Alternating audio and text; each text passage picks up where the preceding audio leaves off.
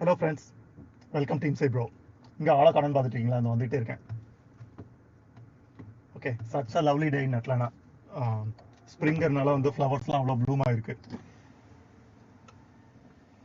Okay, என் கூட குக்கியும் வந்திருக்காப்ல, அதனால so last வீடியோவில் நம்ம வந்து Tesla as a company pros and cons பார்த்தோம். எப்படி வந்து டெஸ்லாக்கு ஒரு எக்ஸ்பெரன்ஷியல் growth வந்தது, how did they reach the $1 trillion market cap, ரைட்டா? அது வந்து ஒரு அவங்களோட டெக் அட்வான்ஸ்மெண்ட்ஸ் பார்த்தோம், அவங்களோட அசம்பிளி லைன் ஆட்டோமேஷன் பார்த்தோம்.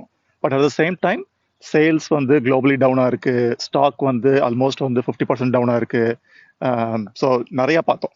ஓகே, அதெல்லாம் சரி. நீ வந்து ஏன் டெஸ்லா வித்தன்னு சொல்லவே இல்லையே, வேற என்ன கார் வாங்கினேன்னு சொல்லவே இல்லையே அப்படின்னு கேட்டீங்க கமெண்ட்ஸில். இந்த கார் தான் வாங்கியிருக்கேன் நான்.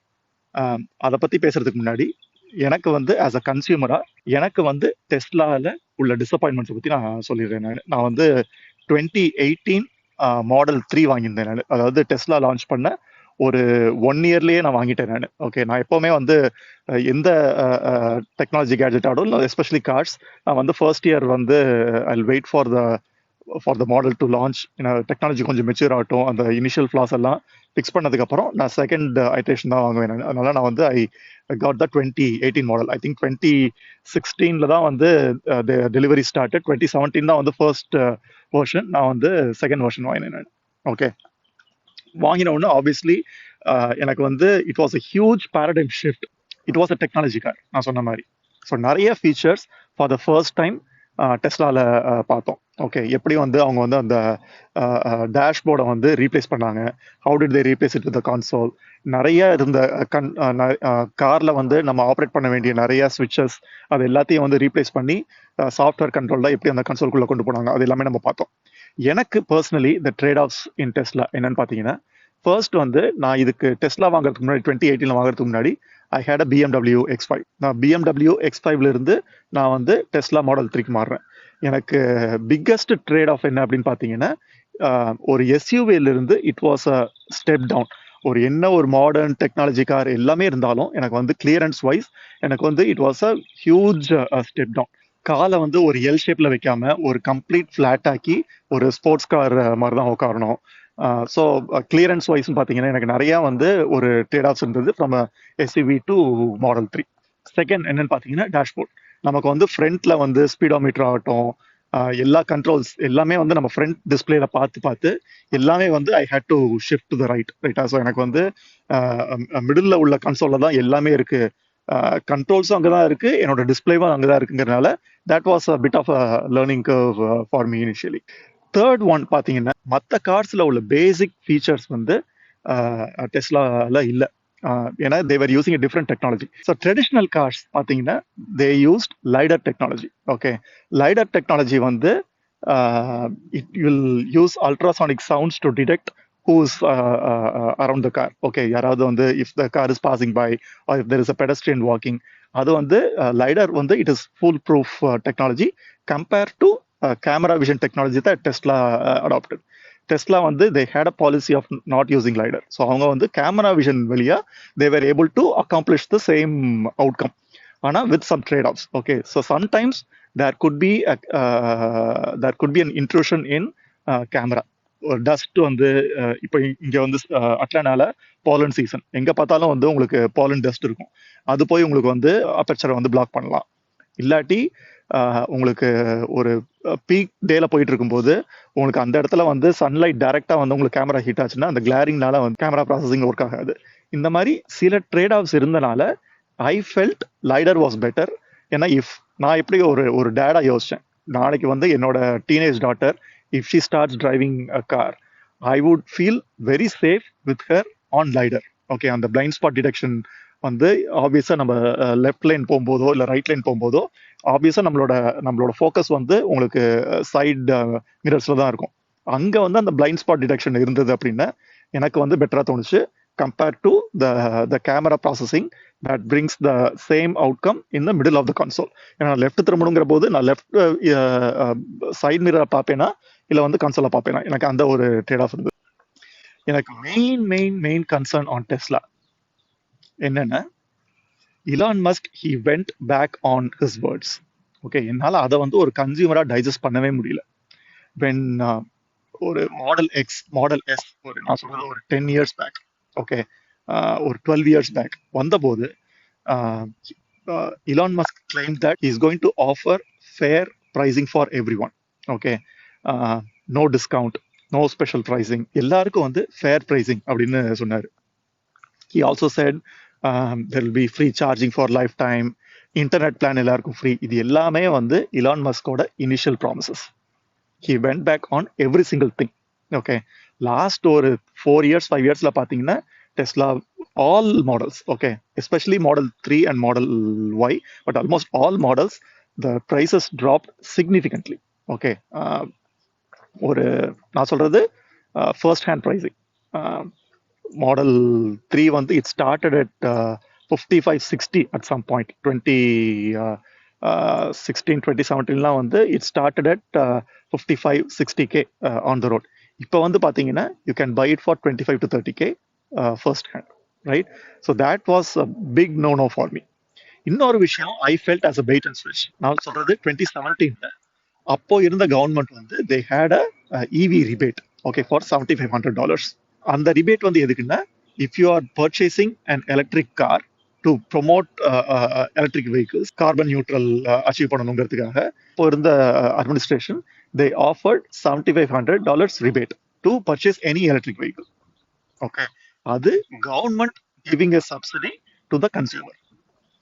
அது I think they had a certain limit. I think 2 lakhs cars அனுபவம் வந்து செல் ஆனதுக்கு அப்புறம் வந்து they will reduce the rebate to that particular company by half. Okay, Tesla first 2 lakh models வித்ததுக்கு அப்புறம் I think $7,500 rebate வந்து 3,750 ஆயிரும், அப்படியே half ஆயிரும் கவர்மெண்ட் கொடுக்குற சப்சிடி. அதுக்கப்புறம் இன்னொரு 1 lakh காரோ ஏதோ வித்ததுக்கு அப்புறம் இல்ல 50,000 எனக்கு சரியா அந்த நம்பர்ஸ் தெரியல, அதுக்கப்புறம் it will drop by another 50%. 3,500ங்கிறது வந்து 1,750 ஆயிரும். இது government is subsidizing, is promoting carbon neutral, and government is subsidizing the purchase to the consumer directly. What Elon Musk did was every single time when the rebates came down, he reduced the price of the cars also. Okay, so for a consumer it was almost the same pricing. So on the road pricing வந்து it was more or less the same அப்படிங்கிற மாதிரி. ஆனா if you can do that as a company, you should have done that to me as a consumer regardless, right? Government வந்து எனக்கு 7,500 கொடுக்கலாம், 3,750 கொடுக்கலாம், or 1,700 கொடுக்கலாம், doesn't matter. நீ வந்து காரோட பிரைஸை வந்து as a corporate குறைக்க முடியும் கன்சியூமருக்கு அப்படின்னு நினைச்சேன்னா நீ முன்னாடியே குறைச்சிருந்துருக்கலாம், regardless of what government subsidised. Any luxury vehicle, okay, Mercedes இருக்கட்டும், இல்லை வந்து BMW ஆகட்டும், இல்லை ஆடி ஆகட்டும், போர்ஷே இருக்கட்டும், எதா வேணா எடுத்துங்களேன், எனி லக்ஸுரி வெஹிக்கிள் prices வந்து they depreciate drastically. That is how the car market works. At the same time, நீ வந்து உன்னோட காரோட பிரைஸையும் வந்து பயங்கர டிராஸ்டிக்கா குறைச்சிட்டே வந்த அப்படின்னா the proportionate depreciation is drastic to the consumer, right? நான் வாங்கும்போது இருந்த கார் 55,000, நான் வந்து விற்கும்போது வந்து 45,000 இருந்ததுன்னா it makes sense. நான் வாங்கும்போது இருந்த கார் 55,000, இப்ப புது காரே வந்து 30,000 கிடைக்குது அப்படின்னா என்னோட ரீசேல் வேல்யூ வந்து it drops to 20,000, right, or less. Elon Musk went back on his words on fair pricing அப்படிங்கிறது தான் வந்து என்னோட point of view. Last but not least, my one other problem with Tesla was CarPlay and Android Auto. Okay, Tesla didn't want to offer Apple CarPlay or Android Auto. They created their own software platform. எல்லாமே okay. They brought in a theater into the car. It had Netflix, it had YouTube. அது எல்லாமே okay. Okay, they had their own version of software. But what that meant was you had to buy Tesla's internet plan for that. எனக்கு CarPlay இருந்ததுன்னா என்னோட ஃபோனில் வந்து ஏற்கனவே data இருக்கு. That would have been sufficient for this. My mobile phone is already customized to my preference. நான் என்னோட ஃபோனை வந்து என்னோட காருக்குள்ள எக்ஸ்டெண்ட் பண்ணிட்டேன் அப்படின்னா it solves a lot of my things. Okay, இல்லாட்டி I am dealing with two different ecosystems. There is a Tesla ecosystem, there is my mobile phone ecosystem. எனக்கு வந்து அது ஒர்க் அவுட் ஆகல. ஏன் நான் டெஸ்லா விற்றேன் அந்த கொஸ்டினுக்கு வரேன். ஆக்சுவலி ஸ்பீக், நான் டெஸ்லா விற்கல. என்னாச்சுன்னா my car met with an accident and it was declared total. Okay, so எதனாலன்னா ஒரு மைனர் ஆக்சிடென்ட் நடந்தது. ஃப்ரண்ட் வீல் வந்து கர்ப்ல போய் மோதிடுச்சு. அதனால அந்த ஆக்சல் டேமேஜ் வந்து இட் காஸ்டட் $24,000 வச்சு அந்த இதை ஃபிக்ஸ் பண்றதுக்கு. ஸோ இங்க யூஎஸ்ல வந்து every thing is based on car insurance இல்லையா? ஸோ கார் இன்சூரன்ஸ் கம்பெனி என்ன சொல்லிட்டாங்கன்னா, நான் அந்த ஆக்சலுக்கு வந்து நான் 24,000 கொடுத்து நான் ஃபிக்ஸ் பண்றதுக்கு I will give you a check and you can use that check to purchase another car and I am declaring this car total அப்படின்னு சொல்லிட்டாங்க. Which actually work out in my favour. ஏன்னா அன்னைக்கு இருந்த pricing பார்த்தீங்கன்னா டெஸ்லாவோட pricing வந்து it reduce drastically. I would not have gotten that money if I had sold that car outside. Okay, so I was grateful for what my insurance company did and what my insurance company paid me. அந்த check இருக்கு. So I can buy a car. இப்போ நான் model Y வாங்கலாமா இல்லை model X வாங்கலாமா? எனது newer model X வந்து எனக்கு ரொம்பவே பிடிச்சிருந்தது. Or should I go out of Tesla and start looking at other மாடல்ஸுங்கிறது தான் என்னோட டைலமா. லாஸ்ட் 3 to 4 இயர்ஸில் the biggest advancement that happen in the auto industry அப்படின்னு பார்த்தீங்கன்னா the democratization of EV. Every single car manufacturer have launched their own line of EV vehicles. Honda, Hyundai, Polestar, Volvo, Ford, General Motors, Mercedes-Benz, BMW, everyone has their EV vehicle right now. And I know that as a former consumer of Tesla, these are my disappointments. And I have options in the market that I can shop around. When this happened, I started venturing into each of these cars and I started taking them for a test drive. Hyundai போனேன், both Ioniq and Kona முதல்ல பார்த்தேன். அதே மாதிரி கியாவோட EV9 பார்த்தேன். அதே மாதிரி வந்து அவங்களோட ஜெனசிஸ் மாடல்ஸும் பார்த்தேன் நான். ஸோ இது எல்லாமே வந்து ஒரே platform. Okay, Hyundai, Kia and Genesis எல்லாமே ஒரே பேரண்ட் குரூப்னால all this had the same platform. அதே மாதிரி தான் பார்த்தீங்கன்னா உங்களுக்கு ஜெனரல் மோட்டார்ஸ். ஓகே, ஸோ அவங்களோட லைன் ஆஃப் வெஹிக்கிள்ஸ் பார்த்தேன். ஃபோர்ட் பார்த்தேன், எனக்கு அவ்வளோவா பிடிக்கல. எனக்கு ஃபோர்ட் மேக் வந்து எனக்கு I tend like it quite much for different reasons. Rivian பார்த்தேன் நான். பட் ரிவியனும் வந்து I felt there was a instability in the company, it might go bankrupt, அந்த மாதிரி நிறைய ஸ்பெகுலேஷன்ஸ் இருந்தனால I wanted to stay out of Rivian. So ரிவியனை exclude பண்ணிட்டீங்க அப்படின்னு பார்த்தீங்கன்னா the options in front of me were Tesla Model Y or Cadillac Lyriq or Hummer EV or the Hyundai Kia Genesis series. Okay, after a lot of deliberation I went with Cadillac mainly because it was a very good standard SUV that I wanted. Okay, ஒரு பக்கா 5-seater. நாங்கள் ஏற்கனவே வீட்டில் வந்து ஒரு Mazda CX-9 வச்சிருக்கிறதுனால எங்களுக்கு இன்னொரு 7-seater தேவைப்படலை.